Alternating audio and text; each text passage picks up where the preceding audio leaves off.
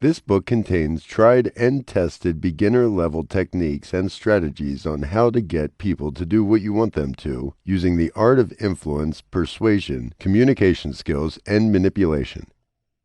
The book is a comprehensive beginner's manipulation handbook and is packed with lots of little-known manipulation strategies, secrets of mind control, and actionable techniques that can be implemented right away for influencing and manipulating people. From talking your way into a promotion with your manager to asking someone you've just met out for a date, there's just no stopping where and how you can use this priceless information contained in this power-packed beginner's manipulation resource.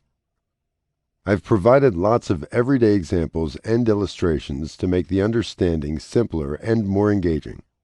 Thanks again for downloading this book. I hope you'll enjoy it. Chapter 1. Manipulation Demystified.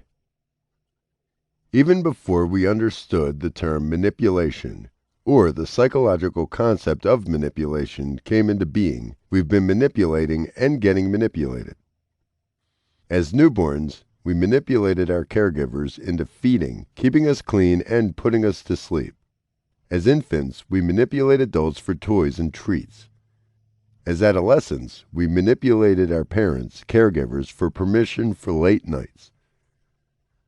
Again, as professionals, we manipulate our employers into hiking our pay or promoting us. We try to manipulate people on a daily basis in big and small ways. For example, you may persuade a coworker to fill in for you when you are away on vacation, even when he or she has plenty of his or her own stuff to do. Gosh, didn't I manipulate you into downloading this book, too?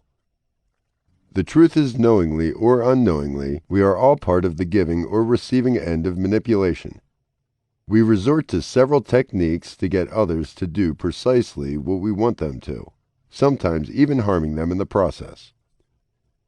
Fundamentally, manipulation is the art of getting people to do what you desire by using clever, often sneaky and cunning techniques including charm, persuasion, coaxing, lying, hypnotism, charisma, and more.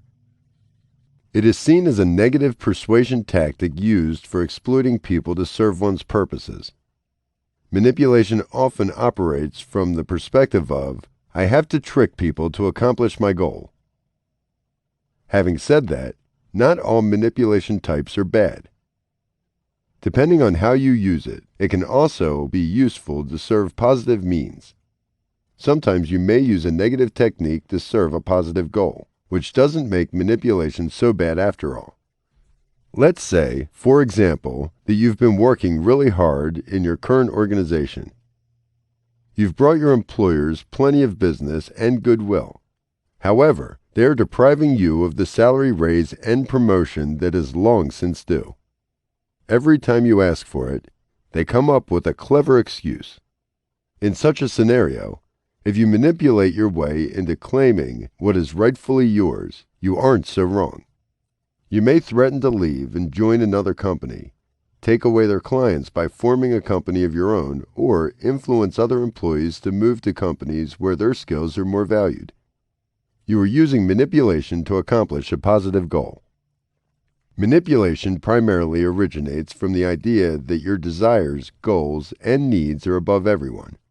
You alone at the focal point of the universe, and everything should revolve around your wishes and needs. Manipulators take advantage of other people's feelings and emotions to fulfill their needs. You can lend it a less evil twist by aligning it with the desire for a greater good or a win-win, where everyone benefits. Again, it can be useful in a positive manner if you get people to do what is beneficial for them by manipulating their thoughts and actions. This way, the person doesn't think they're being tricked or pushed into doing something that goes against their interests. For example, you love a person deeply and know that you are capable of keeping them happy and cared for throughout your life. You will convince him or her to marry you and spend the rest of their life with you. This is a positive manipulation or influence, where the other person doesn't end up feeling he or she is being exploited. Through manipulation, You are accomplishing a goal that is beneficial for both you and them. Is it so bad in such a scenario? You're trying to persuade a person into a loving and powerful bond that you firmly believe in. Think of manipulation as a hammer or any other tool that can be handily used to fix a nail in the wall or for destroying a work of art. Manipulation is a tool that can be used either to achieve a positive, constructive outcome or to destroy a person's sense of self-worth or feelings. It can be positive or negative depending on your intentions and the goal used to achieve it. The manipulation tool is in your hand. You decide how to use it. Have you watched any of Shakespeare's tragedies, like Othello or Macbeth? The ingenious playwright comprehends manipulation even before the term probably existed. The plots of Shakespeare's tragedies almost always revolve around manipulation. For example, Lady Macbeth manipulates her husband through multiple psychological techniques into murdering King Duncan and overtaking the Scottish throne. Later, he goes into a maniacal killing spree to protect himself from enmity. The aftermath is a bloodbath, which leads to the death of Macbeth and his wife. Lady Macbeth and the evil witch siblings use manipulation throughout the story. They use sneaky tricks to persuade Lord Macbeth into performing horrifying acts that lead to his eventual downfall. They plant the seeds of insidious ambition that him alone deserves to be the ruler, thus making Macbeth hate Duncan, which leads him to murder Duncan. Another Shakespeare tragedy that has manipulation as its central theme is Othello. Iago, the tricky and ambitious villain, plots to sow the seeds of suspicion in the eyes of Othello against the latter's ladylove, Desdemona. Iago wants Cassio, who is Othello's most trusted aide, out of the picture to take over the chief lieutenant's place. Through a series of cleverly crafted tricks and manipulative scenarios, he convinces Othello to believe that Cassio is being disloyal to him by being romantically involved with the master Othello's love, Desdemona. He constructs a series of events that injects doubt, betrayal, and hatred in Othello's mind, which leads him to killing his ladylove. Thus, an orchestration of circumstances, words, and actions help Iago eliminate Cassio from his way to take over the position of Othello's main lieutenant. Thus, deception and sinister manipulative techniques have been part of literature even before the fancy terms for it came into being. This is exactly what manipulation is all about. However, despite the fact that manipulation has lowbrow connotations, manipulation is not always bad. It can be channelized positively to accomplish a greater good. It can be utilized for triggering positive change, which wouldn't be possible using regular persuasion and influence techniques. Irrespective of whether you realize it or not, you are being perpetually influenced by people to act in a manner that is beneficial to them. Think about how advertisements or marketers manipulate you into buying something you may not have needed. You begin to desire and want something you do not really need because, as a consumer, you are being led to think in a particular way. For example, only ABC shoes make you look like a cool, expert, and professional athlete. Naturally, every athlete wants to look expert and cool, so you end up buying a pair of shoes you don't really need. Similarly, a political party may urge you to vote for them if you want things to change. Of course, we all want to progress and change and thus end up voting for the party who is looking to fulfill their agenda of rising to power. There's really no escaping from manipulation in our daily lives. Is positive manipulation a reality? Yes. Positive manipulation can be utilized in a constructive manner to transform a negative sentiment into a positive experience through the physical, mental, and spiritual aspect of your personality. It can be used to help someone get rid of an addiction or a disorder. Imagine the power of getting an addict to release themselves from the clutches of drug addiction or getting a binge eater to adopt healthier eating patterns. You are using positive manipulation to help make someone do what is in their best interests. History has served examples of positive manipulation bringing about the desired effect. The world's greatest leaders and religious evangelists, including Martin Luther King, Mahatma Gandhi, Gautama Buddha, and Jesus Christ influenced people and pulled them into their ideology like magnets. They spread across a positive energy and spoke of justice, brotherhood, and equality. That wouldn't qualify as an evil manipulation, would it?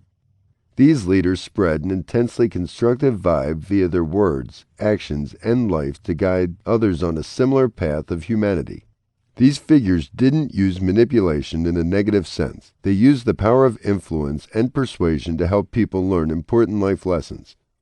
Just consider this scenario for a moment.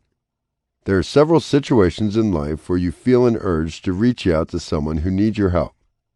For example, your sibling is keeping bad company, and you feel a compelling urge to get him or her out of his destructive peer group.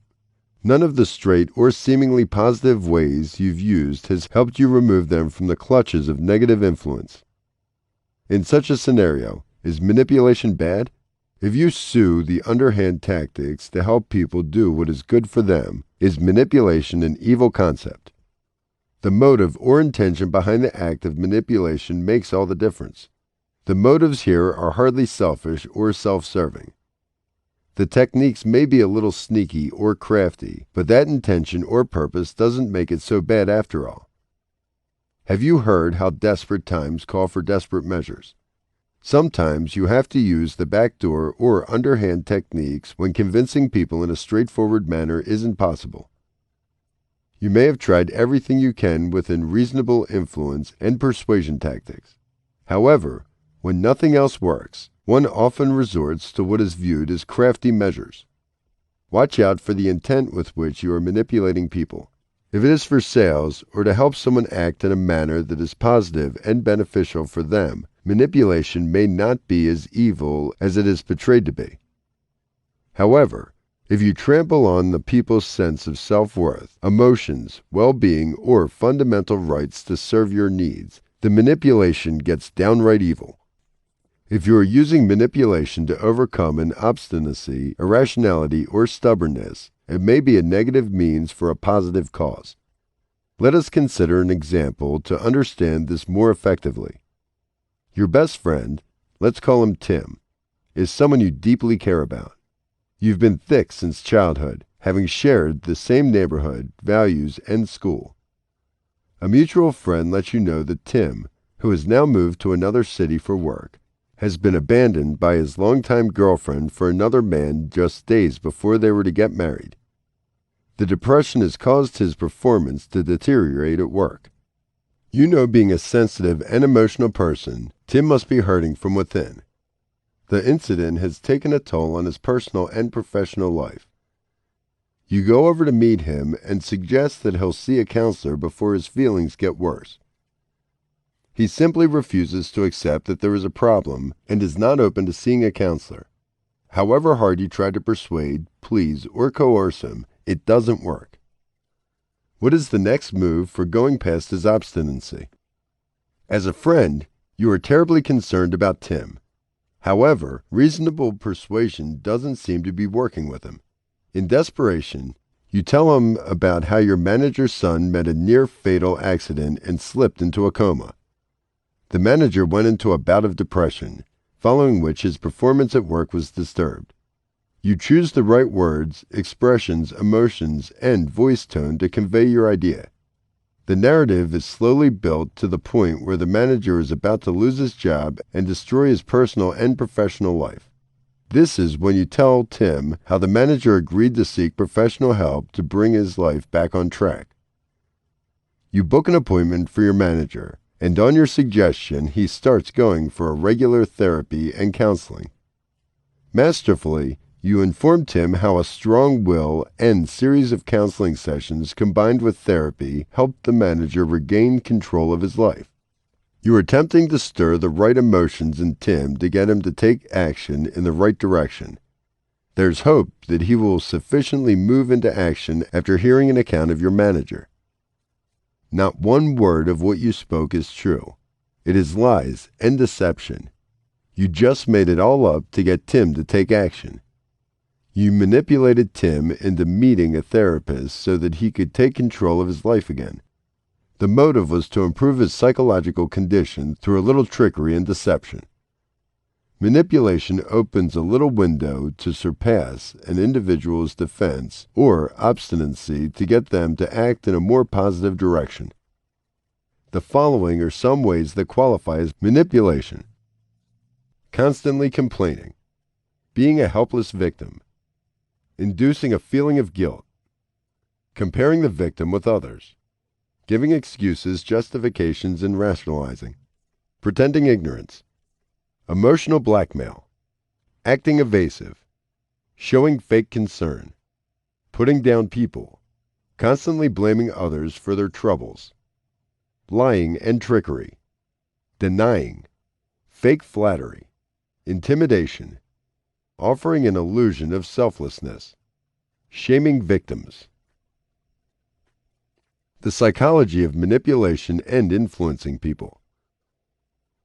Manipulation as a tool can be used to influence or persuade people in a negative or positive manner depending on the intent. Robert B. Cialdini, a psychologist, gave 6 major influences that, when mastered, allow an individual to influence other people's thoughts, words, and actions. Again, these techniques can be used in a positive or negative manner. You are holding a matchstick that can be utilized for lighting either a flame or a disastrous fire. How you use the potent tool of manipulation and influence is up to you. 1. Social proof. Since primitive times, man has the tendency to follow the herd. People believe that if everyone else is doing something, it must be good or the right way to do something. Fashion and trends are nothing but a result of people following other people who set trends. One of the most powerful ways to influence people is to offer social proof because it doesn't make them come across as they isolated in their decisions and actions. For example, when you are called for a party, don't we all have the tendency to ask who else will be attending it? Do you feel more persuaded to attend when you realize that everyone else from your friend's circle or social group will be in attendance?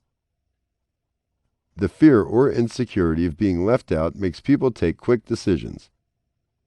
Therefore, social proof is a huge influence, persuasion, and manipulation tool. 2. Authority. Notice how all the health and wellness advertisements or promotions have doctors or health experts speaking about how consumers will benefit from these products or services. Social media influencers thrive on influencing people through building their authority, credibility, and expertise. They like to position themselves as experts who can guide people to the right knowledge. Authority is an individual who is looked up to by others for advice, suggestions, or recommendations in a certain field. If you want to influence and persuade, bring in a person who is seen to be in an authoritative position. Introduce a person in a position of authority if you want someone to do something your way. If I urge you to buy a fashion label, you may not. However, if Rihanna or Kim Kardashian urges you to buy the same label, you may give it a thought. Authority works powerfully when it comes to influencing people. An expert can convince people in the way regular folks may not be able to. 3. Reciprocity. When someone does you a favor, you subconsciously feel obliged to return it. You subconsciously feel obliged to return it. You feel you owe the person something until you return it. It gives the person the upper hand over you. For example, if a friend gives you an expensive present, you feel compelled to do something equally huge in return. If you want to get people to do things your way, make them feel obliged towards you by doing them a favor. I know a lot of people who, when you thank them, come back with, "Oh, it's nothing really. Wouldn't you do the same for me?" Instead of, "It isn't really a big deal. Please don't mention it." By saying the former, They are simply trying to make you feel obliged into doing something for them in the future. So, if you want someone to do something for you in the future, get them to feel obliged. 4. Scarcity. Since primitive times, it is a tendency for us as humans to value things that are perceived as scarce or rarely available. This is a psychology sales and marketing professionals use on their buyers by stating, limited edition, until stocks last, last few left, exclusive offer, and much more. It is a human tendency to grab what is seen as limited. If you want to persuade, influence, or manipulate someone into thinking or acting in a specific way, get them to think something is limited, scarce, rare, or exclusive. 5. Attractiveness. Honestly, wouldn't you be more taken in by an attractive-looking salesperson trying to sell you something over a plain-looking salesperson selling you the exact same thing? There's an appeal, a charisma, and a magnetic charm that attractive people radiate that help them persuade people more easily.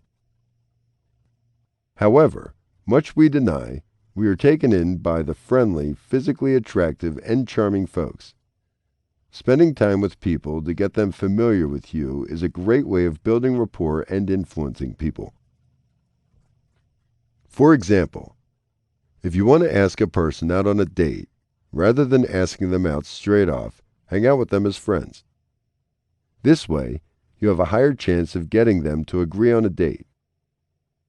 They are less likely to say no because of the familiarity factor. Manipulating and persuading people become easier when you establish familiarity. Wouldn't it be difficult for you to refuse people you know over people who are absolute strangers? 6. Commitment. When you manage to lock someone into a commitment, it is simpler to get them to do it. For example, if a person gives something in writing, they will be likelier to do it owing to accountability. There is an inherent fear to being held responsible for committing to something. If you want someone to do something specific for you, get them to commit in front of other people in writing or in a public platform. It will be tougher for them to backtrack if they announce their decision publicly.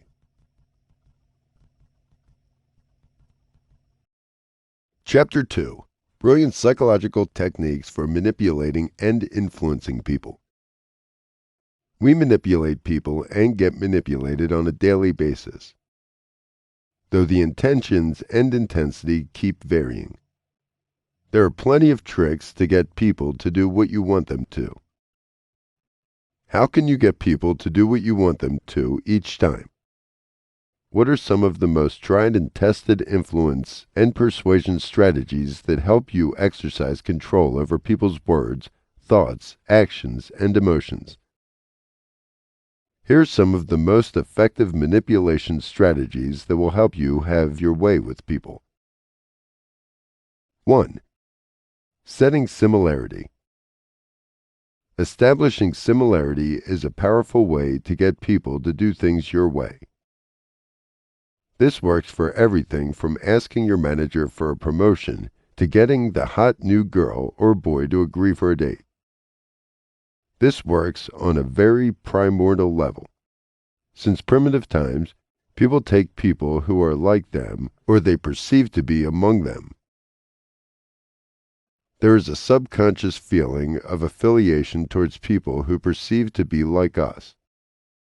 When we get people to think we are like me, they are likelier to do what we want them to. The next time you want to manipulate or influence people, mirror their actions.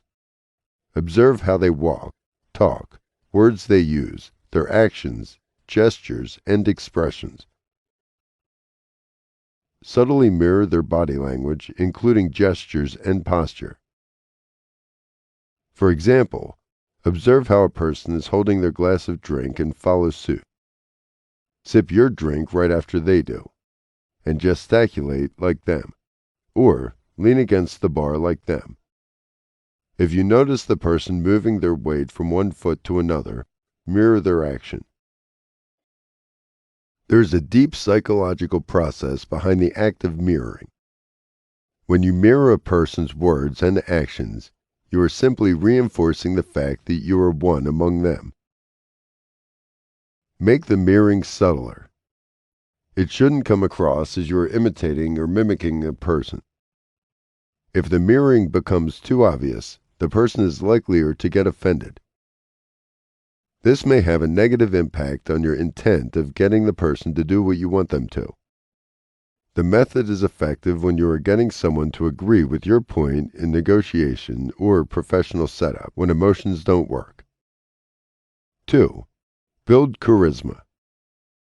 You can't explain charisma. It's either there or not.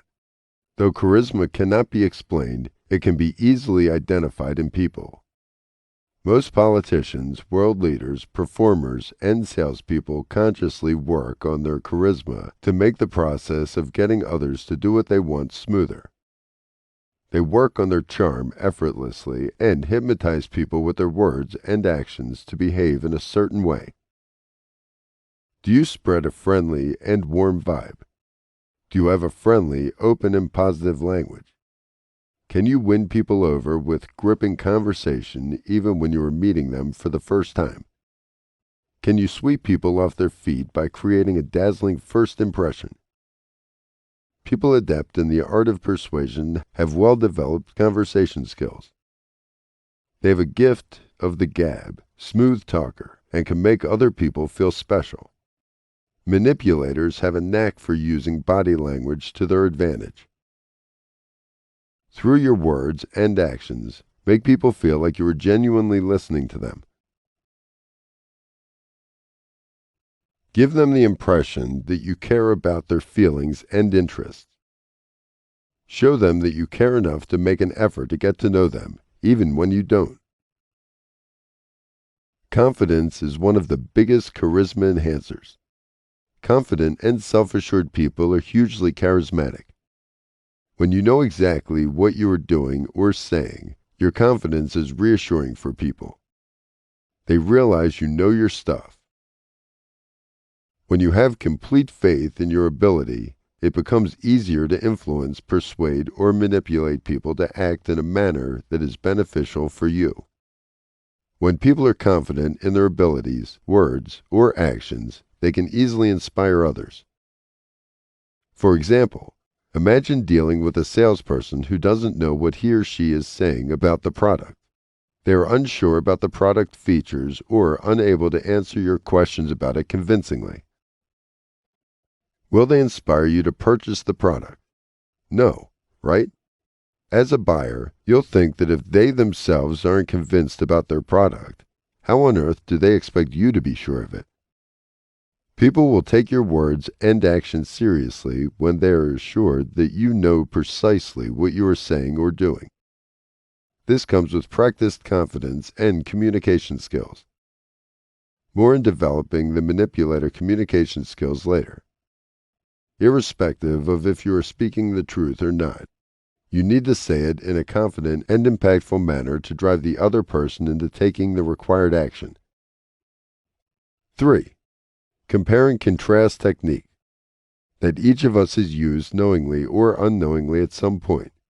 It is effective owning to the human psychological element it attempts to play on. There's nothing fancy about it yet, but it works a majority of the time based on a simple principle. You make an unreasonable request first, and then follow it up with a more practical or reasonable request. This is what you want the manipulator to actually do.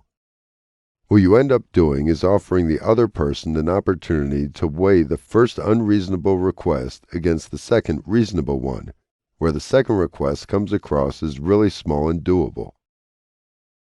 They will be a bit shaken or thrown off the balance with the initial request and then feel psychologically comforted by the second request. This whirlwind of emotions can support brilliantly in favor of the manipulator. Let us say, for instance, if you want a day's leave in the middle of a hectic project, You ask the manager for 15 days leave to visit your parents. He or she will most likely scream at you for even coming up with such an unreasonable request smack in the middle of an important project. However, you feign disappointment and quickly follow up. The key is not to waste more time with a more reasonable request such as a day off from work, which will compensate for by working extra hours during the rest of the week. This sounds way more reasonable compared to the initial request, and your boss is likelier to be relieved in this request. Thus, he ends up saying yes to the day's leave that you thought was almost impossible in the beginning.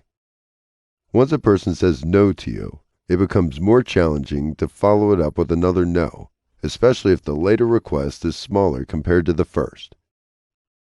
Be the victim. This classic manipulation technique involves playing the victim. Think carefully about how a certain section of people will use the victim card cleverly for social and political benefits. They will present themselves as marginalized and disadvantaged to gain support. They will stir the political option their way by manipulating people into thinking they've been victims. They will use the unfairness and demonstrate belonging to a specific race, ethnicity, religion, etc., to their advantage. Using this tactic, they try to cash in on their helplessness. Ensure that you don't overdo it, since it can backfire if pushed too aggressively. Basically, you are informing others about how everyone and everything has gone against your interests to gain something. Sounding like everyone is conspiring against you makes you come across as a helpless victim and attracts sympathy your way. Several manipulators use this technique to get the mileage they seek rather than fighting. They will act calm and accept the situation. 5. Present your interests as altruism. Pretend to have the other person's interests in mind, even though your interests are paramount. This is a great manipulation tactic to get people to do what you want them to. If you openly criticize people or scream at them for not doing something, they may get defensive. However, if you present it in a manner that you genuinely have the person's interests in mind, he or she will be likelier to be influenced by what you say. Cover your criticism or interests as altruism. Your image should be that of a person who is concerned enough to reach out and help others. Explain to people how you are acting purely in their interests, which is playing on your mind. Rationalize the reason for your outburst and criticism by putting it across like you care for them. Inquire what can be done to make their task easier. Pledge help and support when it comes to always being around for them. People will invariably shed their defenses and be more open to doing what you want them to if you portray it as being beneficial to them or being concerned about them. Psychologically, people are most vulnerable just after making a mistake. They think people will be against them or hold them accountable for their mistakes. This makes them more defensive. Rather than criticizing people, project yourself as an altruistic that is keen on helping them. People will quickly buy what you say. This is another clever technique that is highly effective when it comes to getting people to do what you want them to do in a personal, social, and professional setting. Give people psychological rewards and make them feel obliged to return the favor. Ensure that when they do give back the favor, you use it to your advantage. Recognize people's wants and give them exactly what they want. Subtly establish that you are going beyond your capacity of the call of duty to do them a favor. Also, mention that when you need help, they should also be prepared to go out of the way. When it is, strike back with your request. They will feel compelled to oblige. Don't portray this as an exchange or blackmail, which can backfire. Present it in the angle that you're approaching the person genuinely and trying to help them. This tactic is effective because people view a clear benefit and, therefore, feel more influenced by doing something. For example, if you are filling in for a coworker, ensure that your manager is well aware that you are going out of your way to complete your coworker's tasks by staying late and working for a few hours over the weekend. Follow this up by asking your manager for a few days off in the next week. It is almost impossible for them to refuse your request. 7. Make victims feel guilty. Guilt is a powerful way to manipulate people into doing what you want them to. This works effectively, especially on people who are filled with self-doubt and are low on self-confidence or self-esteem. Manipulators generally use this technique on people who are indecisive or vulnerable by nature. Let us say, for instance, a teenager wants to go on an overnight weekend trip with friends. He or she knows that they will most likely get no for an answer if they ask in a straightforward manner. Thereafter begins the game of guilt.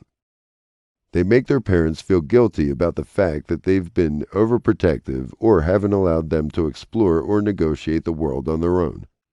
How will they learn to navigate the world on their own if they don't step outside the house or make their own decisions or practice living by themselves? They explain how they haven't had an opportunity to live life on their own terms. All of this induces a sense of guilt and can make the parents give in to their demands. Similarly, if you want to get a friend or a spouse to do something, list the things you've done for them and how they've been unfair to you on several occasions. Say something like, "I couldn't expect anything better from me. It is my fault that I thought you'd do this for me." It is like inducing guilt through emotional blackmail. Notice how some parents manipulate their children by telling them they don't have time for their parents or they don't do much for their parents. They will speak about how short their life is and how they've brought up their children with care, and that the children don't reciprocate, owning their busy schedules. This is also a subtle form of emotional manipulation. Guilt is a powerful manipulation factor. It makes the victim feel emotionally bound to the manipulator and do things the way he or she wants them to. 8. Play on the fear relief cycle. This is used by almost every marketer, advertiser, promoter, and salesperson to market or sell his product or service. They will get you to take the desired action, buying their product or service, by sowing the seeds of the worst that can happen in a situation. This will be followed by presenting their product or service as the solution. This strategy makes the victim go through a cycle of emotions. The fear will get them nervous, followed by the solution that attempts to bring instant relief and hope. For instance, the life insurance advertisement always plays on the fear of what will happen to your loved ones after you pass away. They create a sense of fear and panic, followed by a seemingly simple solution of buying a policy to ensure your loved ones don't fall short of money to cater to their needs and fulfill their dreams. The sneaky trick instills a sense of hope and relief and drives you to take action. Purchase the policy. Another example is, when I borrowed your camera from the prom night, I really thought I heard something snap inside it. I was damn sure I broke something inside the camera. However, I looked back and realized it was a guy watching a tech video on his phone. Wasn't that funny? Oh, and may I borrow your camera again for a weekend birthday party, if you are all right with it? Again, you are taking the person through a cycle where you are including fear and then offering them relief by stating that it wasn't as bad as you said earlier. This puts them in a more positive state of mind, where they are likelier to agree with you. Notice how when children want to communicate their less than flattering grades to their parents, they will end up saying something like they flunked the subject. When the parent gets really upset, they'll come back with, "Relax. It's not so bad. I got a C." The parent doesn't feel so bad after all. The parent doesn't feel so bad after all. 9. Flirt. Flirting is another powerful manipulation tactic that can be brilliantly leveraged to get people to do as you desire. Aren't we guilty of resorting to flirting at some point to get the other person to do something for us? You can't coerce people to do what you want them to all the time. They should like you to agree to your request or demand. When people like or adore you, it is easier to get them to act as per your whims and fancies. It's like casting a hypnotic or enchanting spell on them to win them over. Once you win a person over, it becomes easy to get them to do what you want. You're creating a bunch of positive emotions in their mind towards you. You are gaining power over their thoughts and feelings by making a positive impression on them. The idea is to flirt in a more gentle, subtle, and positive manner by getting rid of your differences and inhibitions. Use a couple of positive expressions or touches rather than going completely overboard, and, in turn, scaring the person away. It can be a light or subtle tap on the person's arm or back of their palm. Ruffling their hair or leaning slightly more than normal in the other person's direction is another effective flirting tactic. Avoid being disrespectful or aggressive when someone doesn't take too well to your flirtatious ways. Respect their personal space and boundaries, even while trying to manipulate them into doing what you want. People don't take too kindly to being pushed around. Flirting is all about adding charm to the communication or coming across as a charming person.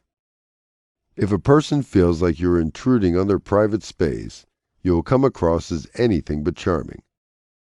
Flirting is a manipulation tool that works wonderfully well on people who have low self-esteem or low self-worth. When you make such a person feel wonderful about themselves by flirting, you almost always win their vote. 10. Study a master manipulator. There's no better way you master the dynamics of manipulation than from observing an expert manipulator closely. It can be anyone from a friend to your sales manager to a family member to a nemesis who is adept at the art of manipulation. Study this person closely and take valuable notes. Notice carefully how the person always has his or her way. This will offer you fresh insight and manipulation ideas. 11. Know when to turn the tables. If a person you are using manipulation techniques on accuses you of manipulating them or calls out to your manipulative techniques, don't admit to it. Rather, look genuinely shocked, upset, or hurt. Pretend to be shattered and say something to the effect of, "I just cannot believe you said that," or, "I wouldn't in my wildest dream imagine you can think something like this." You have to make the other person feel even sadder and guiltier than before for suggesting something like this. Understanding that if you admit to using manipulation to have your way, it will be challenging to get the person to do something for you in the future.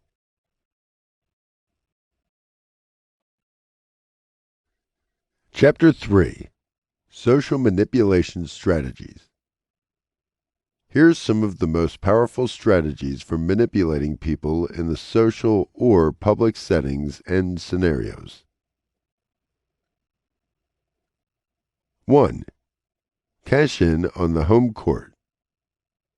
Ever noticed why several marketing professionals always insist that you come to their home or office for a presentation, rather than giving you a presentation in your home?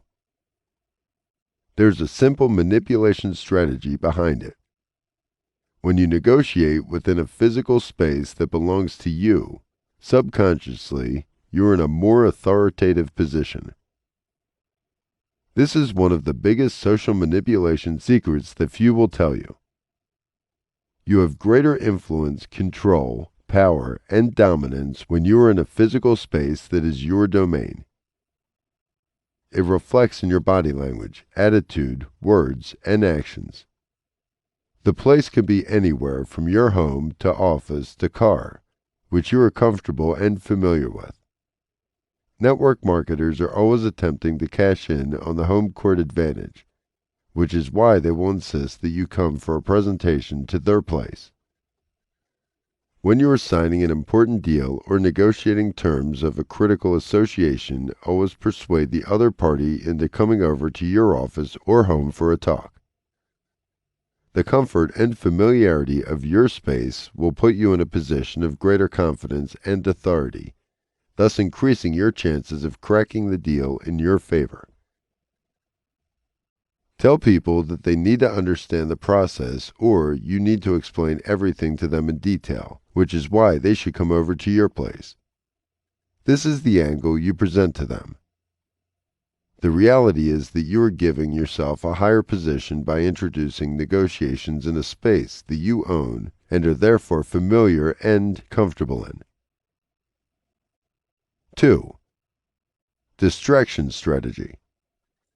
This is one of the most common manipulation techniques used by governments, political parties, world leaders, politicians, and other public personalities to divert the public attention from the vital problems by introducing continuous distractions and trivial and unimportant information. This way, the public attention remains fixated on insignificant issues while the true political or social issues are hidden under the carpet. It gives the public the illusion of being busy with something, though the something is of little consequence in their life. They don't have the time to think about the negative impact of important issues in their life and the inability of their leaders to resolve these issues. 3. Create problems that don't exist and offer solutions. This is another classic social manipulation strategy that is widely used throughout the world. It consists of creating an imagery or foreseen issue to stimulate a specific reaction among victims of manipulation or the public. Then, the manipulator carefully introduces a solution to become the ultimate messiah. For example, allowing urban violence to build and thrive initially for supporting terrorist camps. This can be followed by making people aware of how their security is the government's prime concern, and how leaders will go all out to intensify security measures to ensure the public safety. You introduce a problem and then offer a solution for the problem without letting the victims realize that you were directly responsible for creating the problem. This way, you become the solution provider who can get people to act in a desired manner. 4. The painful reality. Let us consider a scenario to understand this strategy clearly. Your boss urges everyone at the workplace to put in additional hours or work during the weekends. He or she may lead you to believe that you all stand to lose your jobs and the market is really tight, which means that you have to step up and go the extra mile to survive. They will inform you about how other companies who weren't able to bag big projects couldn't sustain operation costs and eventually closed down. The managers will convince you about how a few sacrifices from your side will go a long way in saving the company's fortunes. You see what they are doing there? They are protecting their decision as painful yet necessary. They tell how they don't really want you to stay late at work. But there's no other option if you want to keep your job or the company has to stay afloat. A majority will resign to the idea of working late. 5. To project victims as ignorant or stupid. The easiest way to get people to do what you want them to do publicly, professionally, or socially is to make them feel how ignorant or stupid they are or how they don't understand something. For instance, if you're looking to introduce new technology that will save labor costs and increase profits, it may have a bunch of people rebelling against it for fear of losing their jobs. By using the ignorant manipulation tactic, you inform people about how they do not have the capacity to comprehend technology, which is desired to make things easier. Basically, you are playing on their lack of awareness or uncertainty about a thing. You are telling them that they aren't in a position to give their view or opinion about it because they do not have the right knowledge or understanding about these systems. Again, you are replacing revolt with guilt by making the victim feel like they themselves are responsible for their unfortunate situation or lack of intelligence or capabilities. Thus, instead of rebelling, workers blame or devaluate themselves, thus inhibiting further action. 6. Foot in the door strategy. This technique dates back to the time of door-to-door salespeople, hence the name. To prevent people from shutting their door on their face, the salesperson used to put their foot in the door and request a couple of minutes to speak to the homeowner. Once they got those 2 to 3 minutes with the homeowner, they would build upon it and try to sell their products to them. Thus, in a social or public setting, this is one of the most effective manipulation techniques because it gives you that tiny opening, which you can cleverly encase on. You attempt to break the ice by making a small request from the other person that they generally won't refuse. This is followed by the actual or bigger request. What you are doing by asking for a smaller request to be fulfilled is putting you gently in the door, triggering a series of positive replies. Once a person agrees to a small request, it is more challenging to follow it with a refusal. The trick here is to request for something tiny and reasonable that the victim can easily fulfill. This is to be followed by the actual intended or larger request. 7. Drown them in the facts, information, and statistics. Emotional manipulation doesn't work on everyone, especially in the social and professional settings. Here, people are more inclined to follow the logic and rational arguments. Drown these folks in information by quoting research, facts, figures, statistics, and more. Have numbers ready on your fingertips for any objections and clarifications. Overwhelm people with statistics, logical arguments, and research.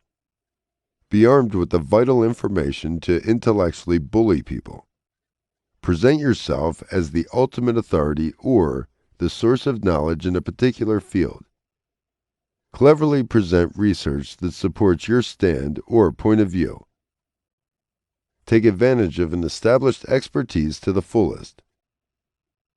One of the best ways to manipulate people with logic is to present research, statistics, and figures in a compelling and imposing manner. Focus on areas where you believe they may not have sound knowledge and question them about it. This establishes their weakness in their own eyes. They will realize that they have little or no information about this area and that you are more experienced or knowledgeable than them. This will automatically increase your chances of getting them to do what you want them to.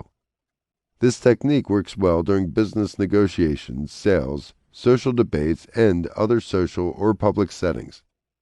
You gain a smart subconscious edge over the other person, which makes them more defenseless and open to listening to you. It creates a sort of intellectual superiority, which makes them feel inadequate and compels them to comply with your demands. 8. The victim talks first. When you are getting another party to agree to your negotiation terms or buy from you, allow them to talk first. This gives you an opportunity as a persuader, influencer, or manipulator to establish their baseline. What are their strengths and weaknesses? What are their thoughts, emotions, fears, and behavior patterns? Are they more hesitant or self-confident?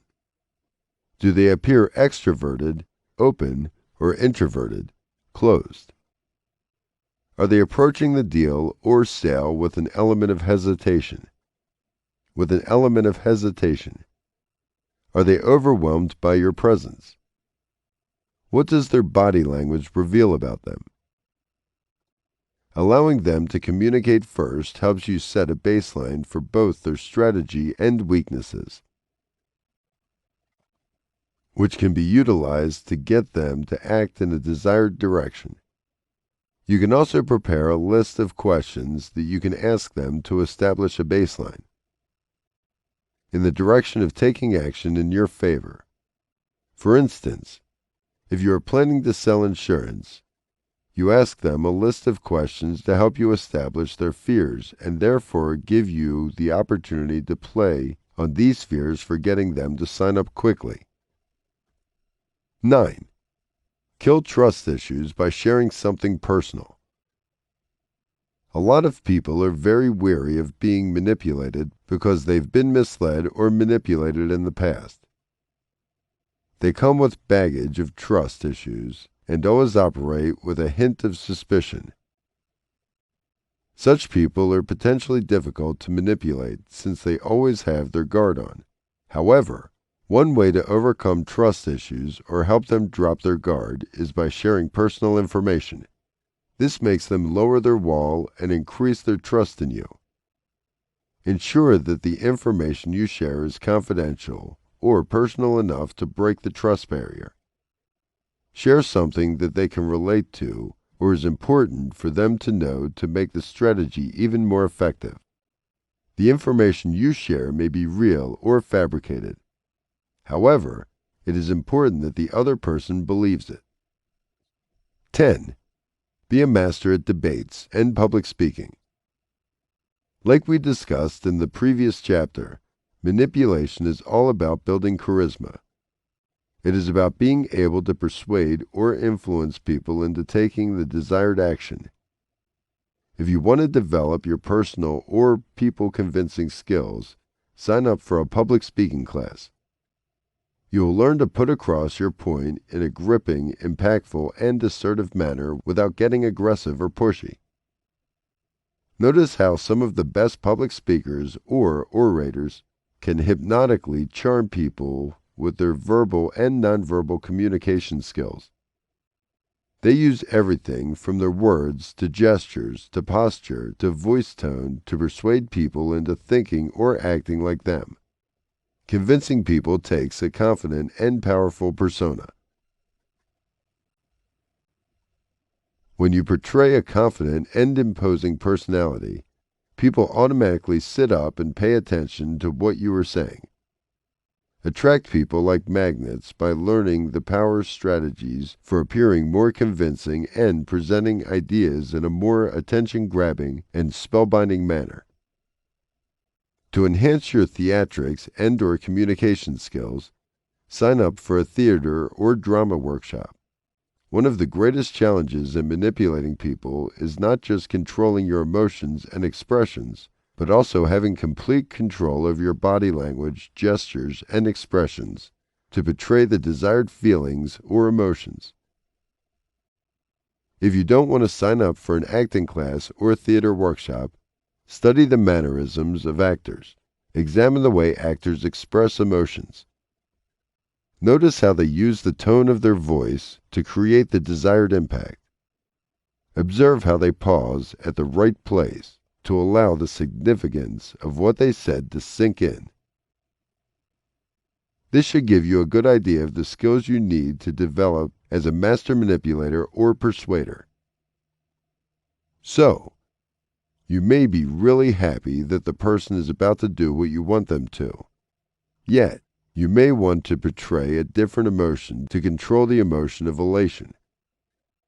Manipulating speech, expressions, gesture, posture, the tone of voice, and other similar verbal and nonverbal communication patterns require practice. Contriving emotions becomes easy when you can complement them with matching nonverbal cues. For example, have you practiced looking dejected and hurt when you don't get what you want? How about faking certain emotions when you clearly don't feel them? Signing up for drama, acting, or theater workshop makes you adept in honoring your speech and acting histrionics, which are vital for boosting manipulation or persuasion powers. Haven't you observed how salespeople resort to extreme histrionics when they want to get you to buy something? Their body language, gestures, and expressions are amusingly exaggerated. One of the biggest qualities of a master manipulator is how they have total control over their emotions. They don't allow their emotions to rule them. Actively practice controlling your emotions if you want to manipulate or influence people successfully. At times, people influencers or persuaders have to shed tears at the drop of a hat or laugh according to the situation. You will have to build a variety of emotions or expressions, which is a vital skill from the manipulation perspective. 11. Tweak the environment to gain advantage. You can use the right environment at the right time to ask someone to do something for you. Debunk the theory that there is a place and time for everything and make the environment work in your favor. For instance, if you are partying with a boss or coworker on a Friday night, instead of waiting until Monday morning to ask them for a favor, use the relaxed setting of the pub or bar. They'll be less guarded, more chilled out and relaxed, and in a more positive mood. Your chances of getting them to agree to a favor may be higher in a more relaxed setting where they don't expect you to ask for such a favor. Change the setting where you'd normally ask for something like this to increase your chances of getting people to agree.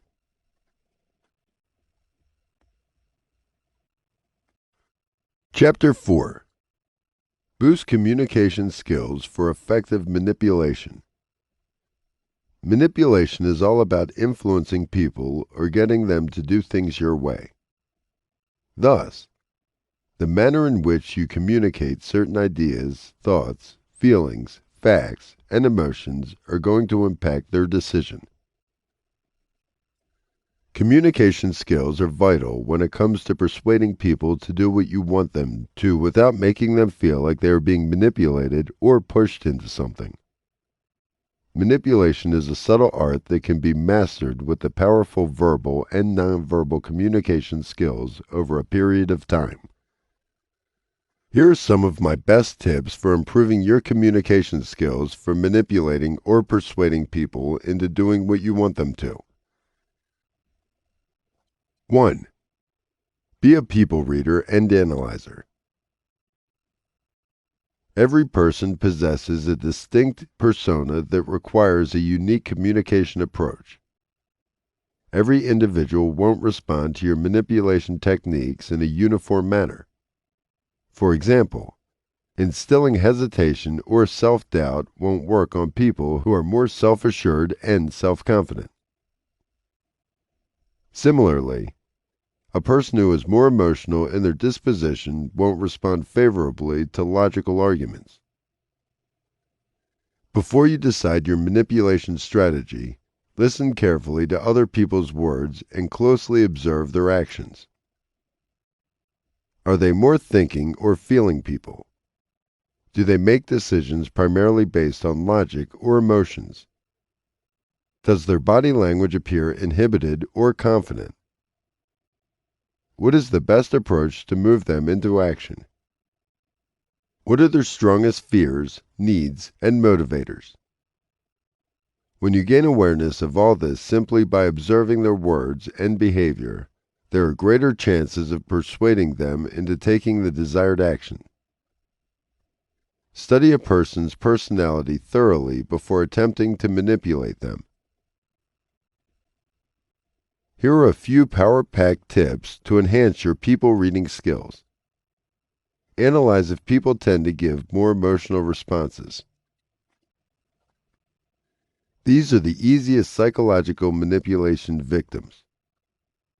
Typically, they will cry in emotional scenes in movies or television, sob when their favorite character undergoes pain, feel drawn towards animals, feel an instant sense of empathy for the disadvantaged or underprivileged, and they are likely to treat other people's problems as their own. You can get these people to do what you want by leveraging their emotions. Some people have a more rational approach towards arguments. They need empirical or verifiable evidence of what you are saying if you intend to get them to perform the desired action. You will have to deal with them in a calm, balanced, and composed manner to rationalize with them, since emotions won't generally move them. Usage of a subtle, balanced, and general persuasion will work best on these folks. 2. Listen. Contrary to what people believe, communication isn't only about talking. It is as much, or even more, about listening to the other person. The act of intently listening to people, put aside your phone and everything else if you want the person to feel you are completely in sync with what they are saying. Gives them the impression that they have your attention. From your perspective, you establish their personality and wants. Listening to people equips you with the ability to come up with suitable responses to what they've just said. For instance, if a potential buyer doesn't need a product right now because he or she is in the middle of considering another competitor product, and you totally miss out on the part where he or she mentions the competitor product, you will only focus on why the need to buy the product now in your objection handling. Since you didn't even hear a bit about the competitor, you don't launch into a comparative analysis to establish how your product is superior or more valuable for money than the competitor. Acknowledge what the person is saying by nodding in agreement or mirroring their expression or making sounds. This way, the other person is encouraged to talk even more. Similarly, to make them feel like you are listening to them or to increase your understanding of what they are saying, simply paraphrase what they've said. If I get you correctly, Mrs. Rogers, you don't want to buy this product right now because you are looking at our competitors' features and prices too. Is that right? Don't interrupt the other person while they are speaking, and resist the urge to offer your solution before they finish speaking. Even if you won't admit to it, all of us drift off after a point of time when another person is speaking, unless you are absolutely captivated by what he or she is speaking. Asking queries and repeating the final few words of the other person is a great way to clarify certain points or give them the impression you are interested in what they are speaking. Listen to the speaker with an open mind without feeling the need to constantly judge what he or she is saying. Effective listeners don't listen to judge their subjects or to reply. They listen to understand. Listen without concluding. Again, avoid being a sentence grabber. Sometimes, people can't slow their thinking pace or mental capacity to listen to people more effectively. In such a scenario, they speed up and finish sentences for other people, when others are still in the middle of the sentence. I'm sure you know one such person in your life that completes sentences even before you finish constructing it. This usually leads the hyperactive listener on a different trail of thought. If you frequently complete other people's sentences for them, you won't understand them. It feels as if you are having this conversation with yourself. Allow your brain to create a mental visual or image of the communicated information. It can be a literal figure or an arrangement of concepts for the mind to stay focused, with fully alert senses. Listen to extended stretches of conversation and always try to remember people's keywords and phrases. They contain a lot of information that can be used to manipulate them. 3. Body language. Body language is one of the most important aspects of nonverbal communications, which is why people always insist on having important meetings face-to-face when things can be easily organized over the phone or via an email. The impact of body language in the process of communication is vital. Here are some of the things to keep in mind when you're using body language to manipulate people.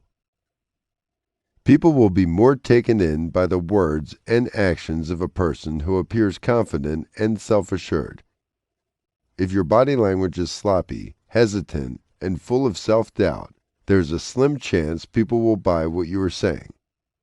Maintain an upright posture. Avoid crossing your arms and legs, and keep a relaxed demeanor. Lean into the direction of the other person to reveal your interest in what they are saying.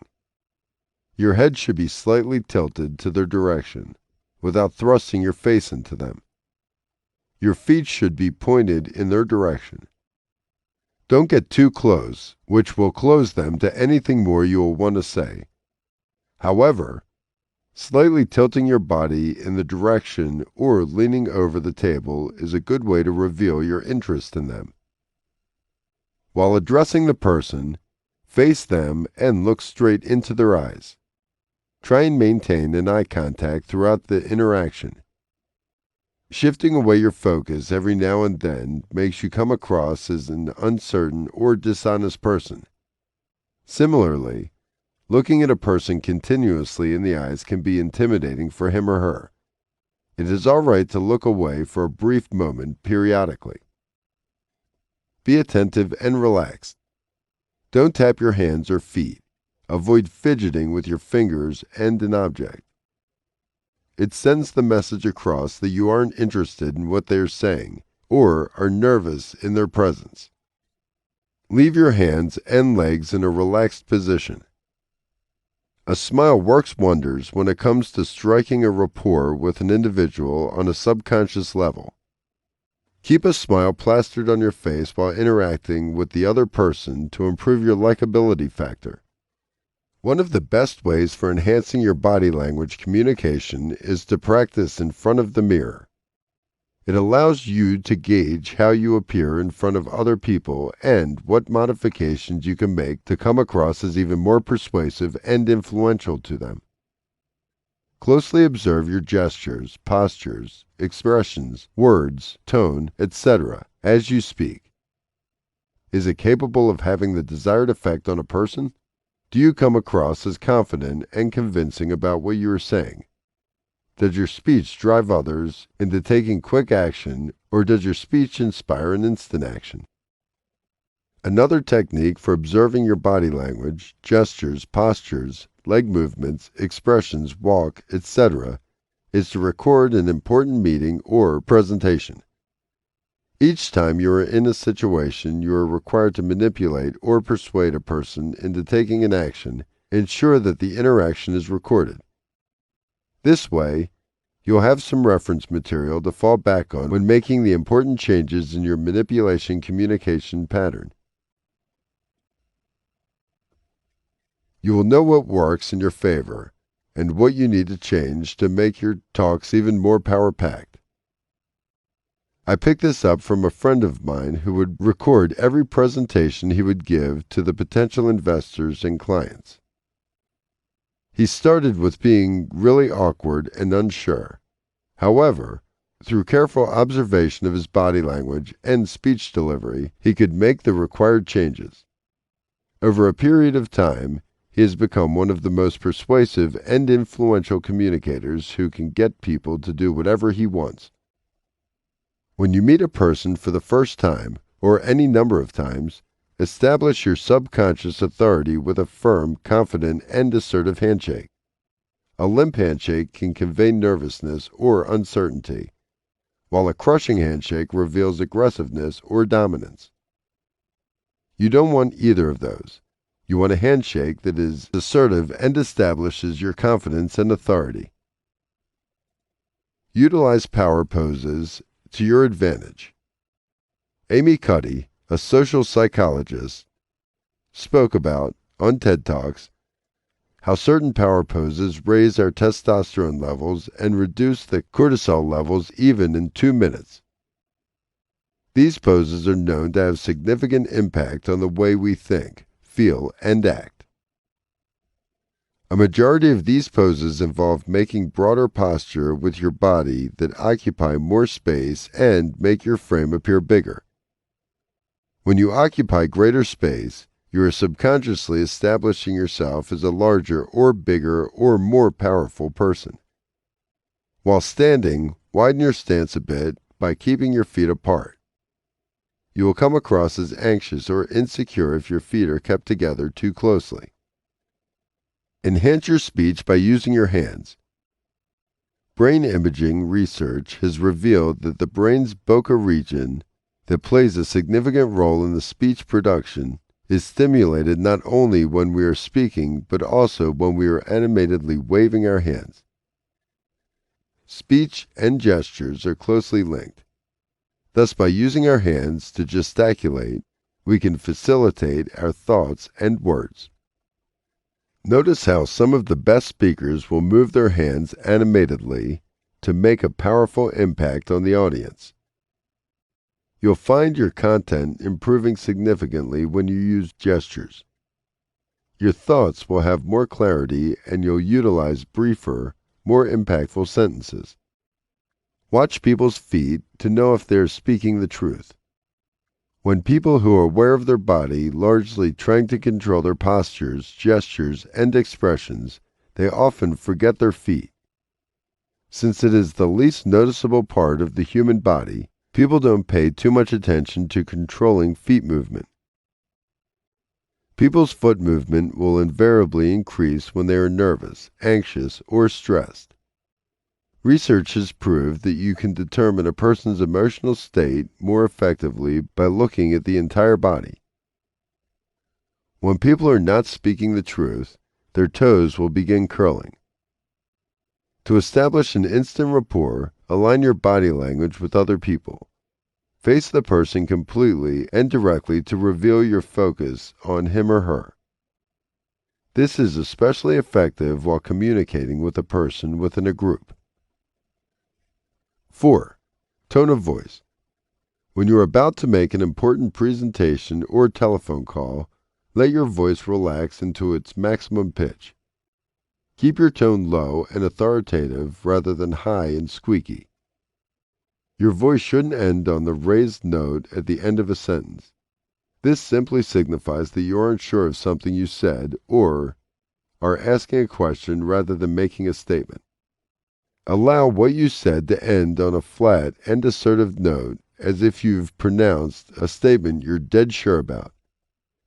Personally, I love to use the authoritative arc, where my voice begins on a note, then raises its pitch in the middle of the sentence, and finally drops down towards the end. This way, you'll come across more impactful and authoritative in your communication while manipulating people. The tone of a person's voice can reveal a lot about how they feel. If the person isn't talking in a more even tone or there's a lack of consistency in their tone, they are most likely experiencing a surge of emotions such as anger, disappointment, nervousness, or excitement. You will need to look for other clues to determine the exact emotion. Also, the words a person emphasizes on can reveal what he or she is thinking.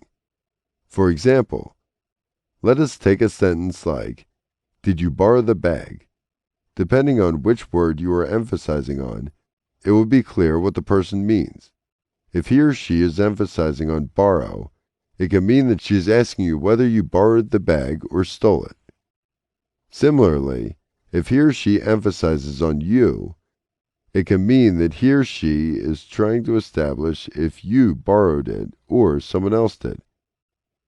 If the emphasis is on the bag, he or she is wanting to know whether you borrowed the bag or something else. Knowing what word the person is emphasizing on will throw greater clarity into what he or she is trying to communicate, which is vital from the perspective of getting them to take the desired action. Animate your voice like a radio personality or your favorite voiceover artist.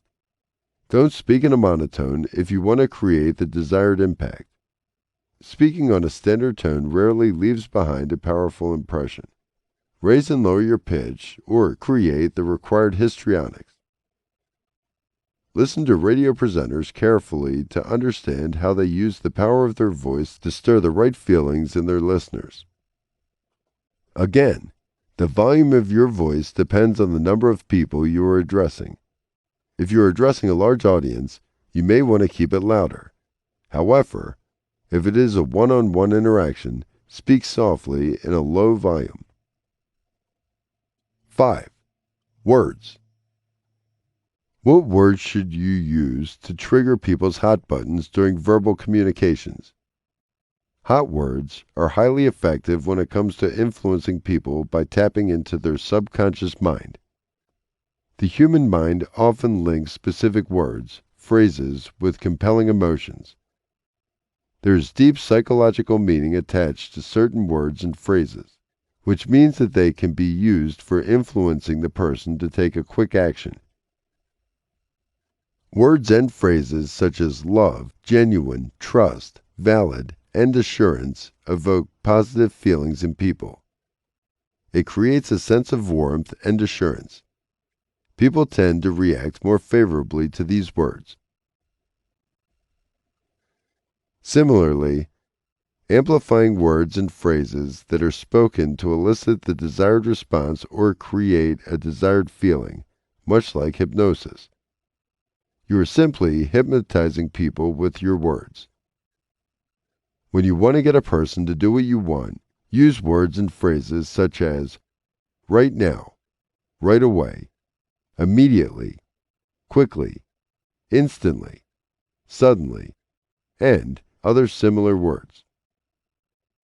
These words and phrases create a dynamic effect on the person's subconscious mind to trigger the required response. Get rid of conversational fillers such as or ah to make your speech more impactful. Cutting out these fillers from your talk or conversation makes you come across as more persuasive and forceful. Pause for effect when you make an important point. Let the significance of what you've said be absorbed by your audience. Verbal communication is as much about knowing when to pause as about what to say. Don't use words such as like or really. They are unnecessary fillers that rob your speech of the desired impact. One of the best ways to use words for manipulating people is the power of stories. Stories are brilliant when it comes to moving people into action. Stories trigger our brains in a persuasive manner by structuring a narrative into it. Thus, when stating boring facts and figures in a presentation form doesn't work, use the power of stories to influence, persuade, and manipulate people. Speak loudly and slowly. Your words should be evenly spaced. Don't speak too fast or too slow. Keep a moderate rate of speech. For maximum impact, speak in a loud and clear voice while keeping your pace slightly slower than usual. Don't mumble or speak in an incoherent manner. It makes you come across as unsure and non-persuasive. If you notice people are asking you to repeat what you said every now and then, articulate yourself more clearly and loudly. If you speak too fast, you'll come across as uncertain or nervous. If you speak too slowly, you'll come across as someone who gets stuck and needs help to finish their sentences. Hence, space out your speech more evenly. Correct pronunciations are vital when you try to manipulate people by establishing authority. People aren't going to take you seriously if you don't know how to say a word. If you are unsure about pronouncing a word, avoid using it. Learn at least 3 new words a day to use them to convey the right meaning during a presentation or interaction. It becomes easier to manipulate or persuade people into doing something when you create the right impact by using the most appropriate expressions. Being articulate is significant from the manipulation point of view. Make your arguments more persuasive. Use simple, effective, and straightforward language.